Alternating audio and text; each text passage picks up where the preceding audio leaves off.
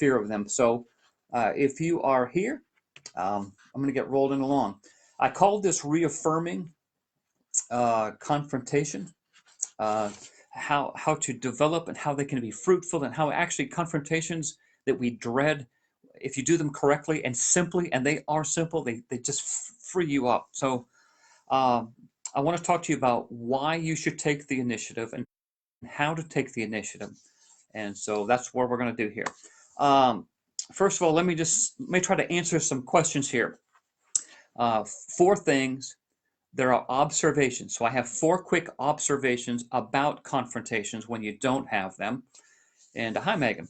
And how are you? I'm going to give you a wave.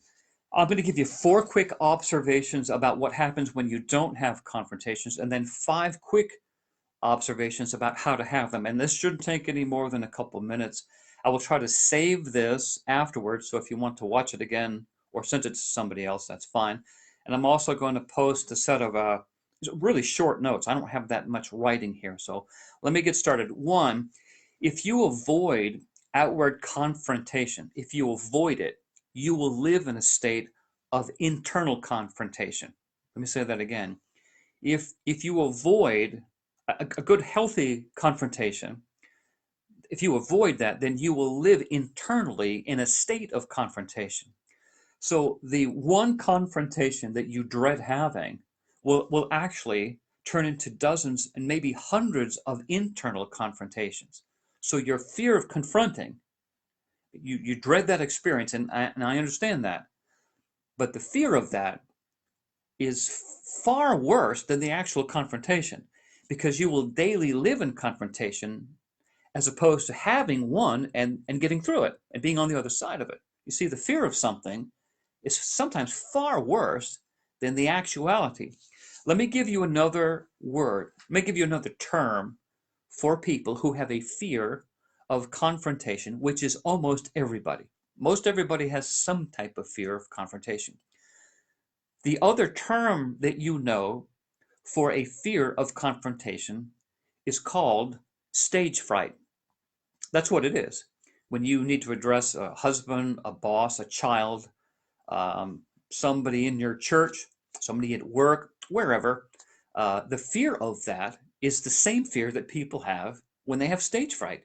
You are afraid of being on the stage. So, one, the fear of it uh, really is far more internal confrontation that you live with. People live in a state of confrontation because they haven't figured out how to express it. So, two, if you avoid sincere confrontation, you are probably wearing an outward mask. If you avoid confrontation, constructive, reaffirming confrontation, then you probably are wearing a mask. Why do I say that? Because if you're feeling something on the inside, it's agitation, it's jealousy, it's hurt, whatever it happens to be. If you are avoiding it outwardly, then you probably have a mask on around those people. You cannot authentically be yourself because you haven't, and I haven't, learned to deal with our fear of confrontation. By the way, a fear of confrontation is not indicative of a lack of intelligence. As a matter of fact, um, if you have a fear of confrontation, you probably have a very high emotional intelligence that allows you to envision it and process it and relive it and think about. That's just a very high level of emotional intelligence. It's just a lack of a certain kind of development, which we're going to do right now. We're going to do it right now. So that's the second thing. The first thing is that if you avoid outward confrontation, then you will live in a state of inward confrontation. Two is if you avoid sincere confrontation, then you are wearing an outward mask. You're not being yourself because you don't know how to be. Three, if you avoid empathetic confrontation, then you are denying having empathy to yourself and to others. Now, one more time. If you avoid an empathetic confrontation with somebody or some bodies, if you avoid that, then you are avoiding having empathetic feelings for yourself because you're living in this tortured, frustrated, unexpressed self. You're not, if you avoid confrontation, you are not even having mercy on yourself. You're burying this. you're harboring it, and you're keeping it. So you are not experiencing self-love or self-empathy if you live in the turmoil of a lack of confrontation. And the fourth thing, and I'll repeat these four in a second before we move on to five, if you avoid spirit-filled, spirit-empowered confrontation, you deprive yourself of spirit-empowered victory. You actually miss watching God work in your life because you're not engaging in it. So if you're just joining us, not confronting and outward confronting confrontations, you live it internally. You're going to live in it. You will live in a constant state of inward confrontation because it's bubbling, it's stirring in you. Two, you'll be wearing a mask because you will be feeling one thing, experiencing something else around whoever, him, her, them, whoever, but you'll have a mask on. They're not really knowing you, and you are actually living in a state where you're wearing a mask. Is that really what you want? Probably not. It's not what I want, but I've done it. We've all done this. Okay. Three, if you don't engage in confrontation, then you do not experience self-empathy because you leave yourself in a state of being frustrated and anxiety, or maybe bitter, hostile. I don't know, but the sleeplessness, you're thinking all the things you want to say to these people or that person at work, at home, at church, wherever, and you don't know how to do it. So you live in this frustrated sense of unfulfillment. And four, if you do not do this, you miss the ability to see God working in your life, which is really what you want. You want to see victories in your life. You want to see yourself overcoming. But the fear of confrontation has kept you from doing that. So, effective confrontations are what the Lord uses to help you grow, help you overcome, actually help you become the person that you want to be. Hi, Sally. How are you down there in the South? Uh, uh, Effective confrontations help you express who you are. And I'm using the term effective intentionally because if you just blow up, that's not really an effective confrontation. And that's usually what happens by the time it bubbles over into some overstated, over emotional state. So rather than live in a personal state of defeat, which is what that is, a fear of confrontation is the same thing as stage fright. That's what you have. That's what I have when I'm afraid to confront uh, somebody I know, a friend, older or younger, maybe a spouse or a child, somebody in the church, somebody at school, wherever. That fear of confrontation that we just dread. I mean, we just dread it. Turns into an emotional Goliath. It actually keeps you in defeat. And instead of having the confrontation, and seeing yourself overcome it, we live in kind of a depression. So all of that internal stuff is far worse than the actual confrontation that you dread. So I'm saying let's learn how. I have five particulars. I told you this would not be very long today. I have five particulars to help you have effective, reaffirming, and I would say even emotionally healing confrontations. Okay. And we don't like the word confrontation because it sounds like a negative. But if your computer stopped working, you have to confront that problem, right? If you have weeds in your garden, you confront that. Your whole life, you are constantly confronted with things that you are adjusting to. Except when it comes to people, we freeze up. We are terrified. We go through this stage fright. And that's not what the Lord wants us to do, to be, to succumb to our own fears. So let's practice. Let's do this quickly, and I'll run through these five and maybe have a thought at the end. So I've given you four reasons, and again, I will post these if you're just joining. I will post these short thoughts underneath the video. I hope that's what I'm trying to do. All right. One, these are proactive steps. Uh, be active in initiating the conversation that you need to have with mom, with dad, with husband, with spouse, with child, with coworker, with boss. Be active, okay? Be intentional, be specific, set a date, set a time and a place. Say to the person, I really need to talk to you. I'll get to the details in just a second. The very first thing that you need to see yourself do is you need to see yourself taking proactive active steps. That's number one. Get out of the avoidance. Stop the denial. Stop the dismissiveness of what you really feel and what you really think. You might be surprised how this turns out, right? So that's one. Be active in initiating the needed confrontation. You need this, and they might need it as well. Fair enough. Two, be an when you have this, be an authentic version of yourself. That's number two. Take the mask off. Take it off and show up and be the authentic version of yourself. Don't show up self-promoting your cause. Don't show up, over projecting yourself. Just show up and be yourself. Even if it's scary to you, I'm going to help you with that in just a second. So, one, be active in initiating a time and a place to have the confrontation. And it might not even be a big one. It might be a small one that you've been meaning to have, you've been meaning to revisit. So just be specific, be intentional, find a time and a place to have the most important conversation you need to have with that person or persons. Two, be an authentic version of yourself. Don't try to be someone else. Don't try to model someone else. Show up as yourself, not self-promoting, not self-defending. Just show up to have a conversation, to confront both the weakness in yourself, the fear in yourself, and the issue at hand. I think that's fair, don't you? Show up and be yourself. Three, be an accurate communicator of what you feel and what you think. Even so much as when you're setting up the confrontation, the conversation.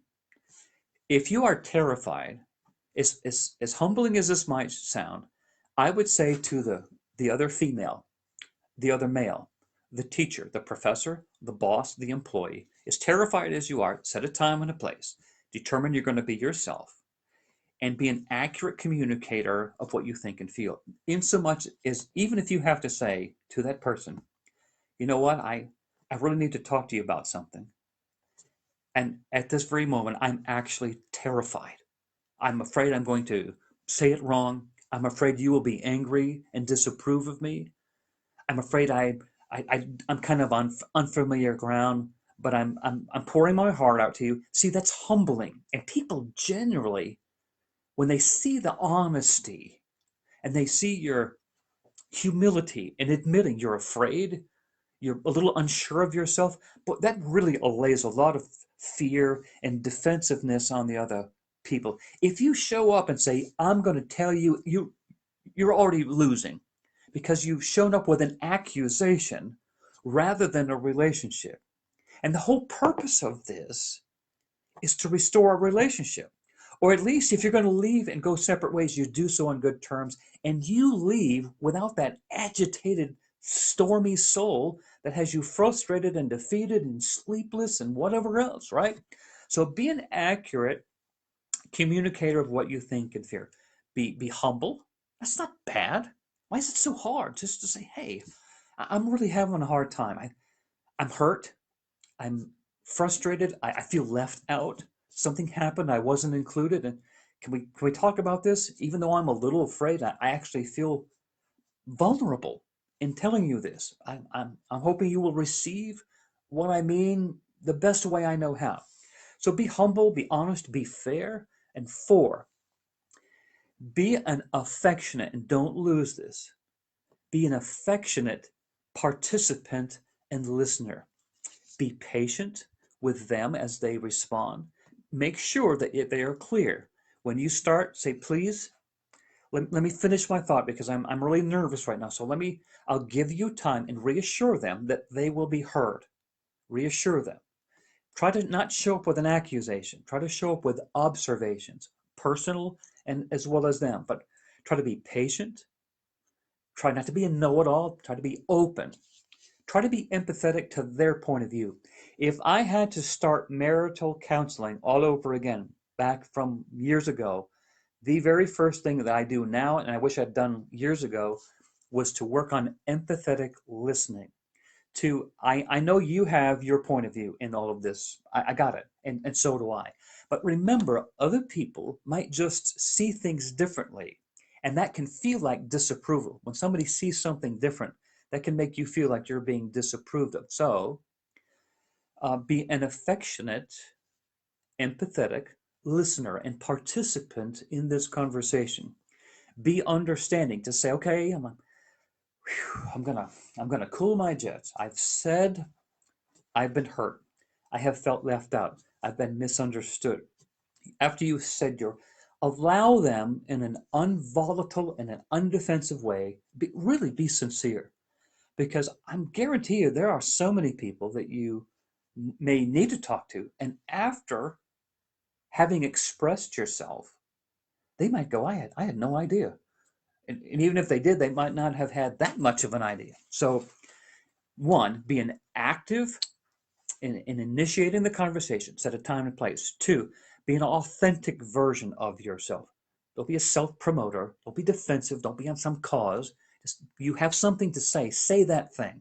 Don't add to it. Don't use words like never and you always. It's ridiculous. Don't say you never listen. Don't say that. On this occasion, I felt you didn't hear me. At this particular time, don't generalize. Don't say we have a horrible relationship. Don't do that. I have one or two particular things. So don't say you never listen or you always. Those are unfair words. They're not helpful at all. Be specific. Be an accurate communicator of what you think and feel, and when and saying that, be humble, be transparent, be authentic, be authentically you, but be accurate. Right?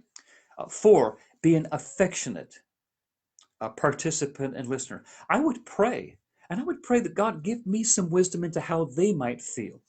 They might respond favorably and they might not. But even in that, what you have done, if you have unloaded the thing that's been bugging you, right? You are having a reaffirming, constructive confrontation. And five, be active in the follow up and aftercare. When you have had the conversation, be active in the follow-up and aftercare. If the other person says, I need to think about this, give them space. Don't jam an answer. Don't say, I want an answer now. I know you do. I do too. I'm not a very patient person. But if they say, hey, I don't see it that way, at least listen to what they're saying. Engage yourself in the fact it's very possible, on occasion, that you have overreacted. Maybe not, but maybe you have given something 100% of emotion that probably needed about 30%. You know what I'm saying? We hear something, it doesn't set well, we blow up, we internalize it. Somebody didn't shake my hand. Somebody didn't say things the way I want. I was left out of a wedding invitation or some party and it was an accident. But even if it was on purpose, do you really want to harbor that kind of anger and frustration forever? No, you don't. That's a heavy weight to carry. So at least set a time and place. Be an authentic version of yourself. Be an accurate communicator of what you actually want to say. Be an affectionate participant. Let them know that you care for them as much as you can do that. I understand we have different levels of relationship. And fifth, be active in the follow up and aftercare of whatever happens at the end of it. Now, a great deal of our fear is really rooted in the fear of confronting our own weakness. The reason you are so agitated and the reason that you are so torn up is it's not because you're stupid. It's because you are probably highly emotionally intelligent. You're processing this. But what has happened is you feel this way and you haven't resolved this because of a lack of practice. Let me give you an example. If you don't play the piano, and I said, hey, I want you to show up 2 days from now in a group of 500 people and play this certain piece of music. I mean, you'd be terrified at the prospect of it. You probably wouldn't show up because it's all unfamiliar. You don't read music, you don't play piano or something like that. But if you played piano all the time, every day, and you were a concert pianist and somebody said, hey, can you come down here and play this for 500 people? You'd say, no sweat, I do this all the time. That's the problem with confrontation. We don't have them effectively and affectionately and accurately enough to know how to do them. It's not a question of intelligence. It's a skill. That's what we want to do here. Now, I'm going to quit here. I hope this has been helpful to you. Pray over your discussion. If you have questions, you want to send them, that's fine. But I'm going to post these notes And I really do pray that you are delivered from the anxiety and the frustration and that sense of growth, because you will grow through this. If you will do what I'm saying and you will practice these things, you will actually grow into the person you want to be by not having the conversations or confrontations. You are being defeated by fear. The fear of confrontations is defeating you and keeping you from blossoming into the person you want to be. So wherever you go and these people are and this person is and this situation is, you recoil. You are in emotional retreat. You are not being yourself. You don't feel confident that you can be yourself. So the fear of confronting it has caused you to be like the Israelites who heard Goliath out there screaming and hollering for 40 days that he was going to kill them all, and they all retreated. And that's not what we were called to. We were not called to give into fear and letting the fear of a confrontation become our Goliath. It is a ridiculous effort to take what you feel and post it on Facebook. That's just not, that's just immature. If you cannot personally go to that person, you sure probably shouldn't be posting it on Facebook, because that's not even, that's just not brave. A personless confrontation is unfair. You know what I'm saying? It's not where you want to go. Is that really how you want to view yourself, as the kind of person who's just so unsure of themselves that they're just going to put it on Facebook or Twitter or wherever? That's not where you want to go. You want to grow and mature. You want to see the Lord work in your life. You want to emotionally develop and have these wonderful confrontations that are reaffirming you. See yourself confident enough to express yourself honestly, emotionally, to be able to listen to somebody else and take their point of view. It is wonderfully freeing. It is just like you have run on top of a mountain and you feel free from this burden of fear and insecurity. You've confronted the thing, and even if it doesn't go as expected or as anticipated, but you're free from having it bottled up inside. Okay? All right, that's it. Hope this has been helpful to you, and we'll talk to you later. Bye.